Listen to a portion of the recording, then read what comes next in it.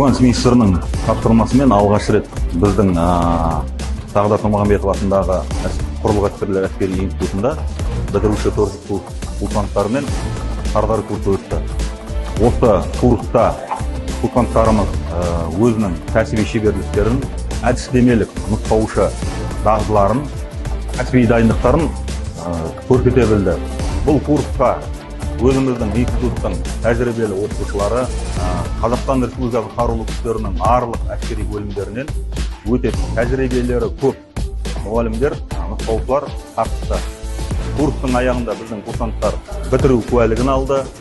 Олардың баға қоятын ведомстволардың көшірмелері қолдарына берілді. Осы курста алған сол екі құжатпен әскери бөлімдерге барған кезде осы бағалары жоғарғы лауазымдыққа тағайындалатын кезде қарастырылады.